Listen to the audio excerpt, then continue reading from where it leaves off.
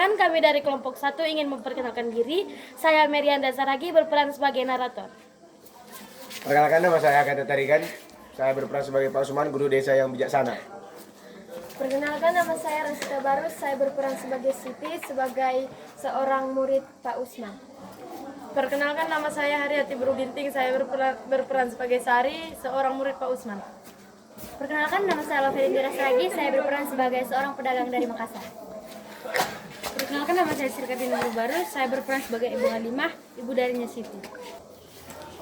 Perkenalkan, nama saya Melati Bersembeding. Saya berperan sebagai Tuan Hendrik sebagai administrator kolonial Banda. Perkenalkan, nama saya Ratna Pianti Gersam. Saya berperan sebagai penduduk desa. Perkenalkan, nama saya Egi Putri Bulu Ginting. Saya berperan sebagai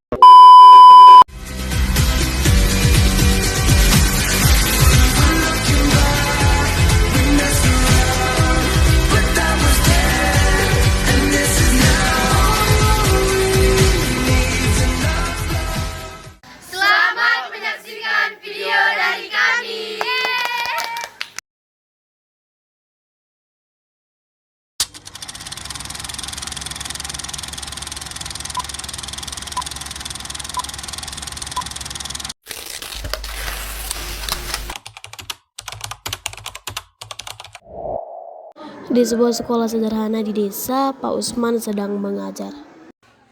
Anak-anak, mengapa pendidikan itu sangat penting? Pak, karena dengan pendidikan kita bisa lebih pintar dan mengetahui banyak hal, Pak. Tapi Pak, untuk apa pintar kalau kita tidak dijajah? Pertanyaan bagus tadi. Penjajahan memang membuat kita menderita, tapi penderitaan itu juga lah yang menjadi cambuk kita untuk bangkit. Di pasar desa, Ibu Halimah sedang berjualan. Dayang datang membawa berita. Jeng, di Makassar, orang-orang mulai berani melawan Belanda. Mereka membentuk organisasi. Melawan Belanda itu berbahaya. Memang berbahaya, Jeng. Tapi kalau kita terus-terusan seperti ini, kita harus bangkit. Di sekolah, Pak Usman menjelaskan tentang kondisi dunia luar. Anak-anak, di Jepang mereka berhasil mengalahkan Rusia. Ini membuktikan bahwa bangsa Asia juga sangat kuat. Pak, kita juga bisa seperti Jepang kan, Pak? Tentu saja bisa, Siti, asalkan kita mau bersatu dan berusaha. Tapi bagaimana caranya Pak? Belanda sangat kuat. Kita dapat membangun organisasi yang mempersatukan kita semua. Di rumah Pak Usman, beberapa tokoh desa berkumpul untuk membahas pembentukan organisasi. Kita beri nama organisasi kita ini Serikat Pemuda Sumatera. Tujuannya adalah untuk memajukan pendidikan, ekonomi, dan kebudayaan. Apakah ini tidak terlalu berbahaya, Pak? Kita harus berani mengambil risiko, Sari. Kalau kita tidak berani, kita akan terus-menerus dijajah. Tuan Hendrik datang ke desa. Dia marah karena mendengar tentang organisasi yang dibentuk oleh Pak Usman. Usman! Saya dengar kamu membentuk organisasi yang menentang pemerintah kolonial. Kami hanya ingin memajukan bangsa kami, Tuan. Jangan berani macam-macam. Kalau kamu berani melawan, saya akan menindak keras. Para pemuda desa berkumpul di rumah Pak Usman untuk membahas ancaman dari Tuan Hendrik. Kita tidak boleh takut, kita harus berjuang. Tapi bagaimana caranya sedangkan kita tidak mempunyai senjata? Senjata kita adalah persatuan dan semangat. Kita akan melawan mereka dengan cara yang cerdas. Serikat Pemuda Sumatera semakin berkembang, mereka mendirikan sekolah-sekolah dan koperasi. Sari, kita harus berjuang melawan kemerdekaan. Siap, Siti. Merdeka, merdeka. Tuan Hendrik semakin marah, dia memerintahkan tentara kolonial untuk menangkap Pak Usman. Kalian pikir bisa melawan kami? Kalian akan merasakan akibatnya. Di penjara, Pak Usman dan tokoh-tokoh Serikat Pemuda Sumatera tetap tegar. Perjuangan kita belum selesai. Kami tidak akan menyerah, Pak. Kami tidak akan membangun cita-cita kita. Kita tidak boleh menyerah, kita belum merdeka. Di desa, para pemuda terus berjuang meskipun pemimpin mereka ditangkap. Pak, kami bisa merasakan kemerdekaan.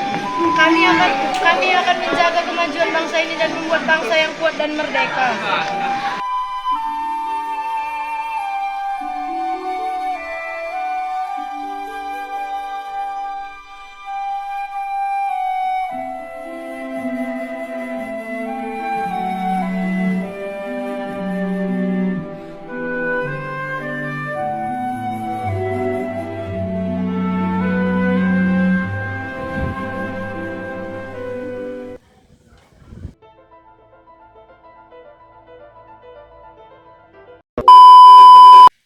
Dari naskah tersebut kita dapat melihat ada faktor internal dan faktor eksternal, adapun sebagai berikut. Faktor internal yang tergambar dalam naskah tersebut yang pertama ada pendidikan, kesadaran akan pentingnya pendidikan sebagai alat untuk memajukan bangsa. Yang kedua ada organisasi, pembentukan organisasi sebagai wadah untuk menyatukan kekuatan dan memperjuangkan kepentingan bersama. Yang ketiga ada semangat persatuan, kesadaran akan pentingnya persatuan sebagai modal utama untuk melawan penjajah. Dan yang keempat ada kepemimpinan, peran tokoh-tokoh yang berani dan visioner dalam menggerakkan perjuangan. Faktor eksternal yang tergambar dalam naskah, yang pertama ada kemenangan Jepang atas Rusia, menunjukkan bahwa bangsa Asia juga bisa maju dan mengalahkan bangsa Eropa.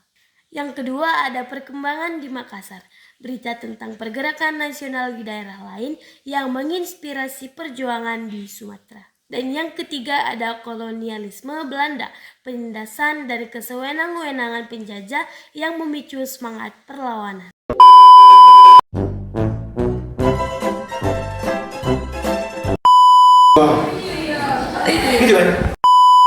Usman! Iya.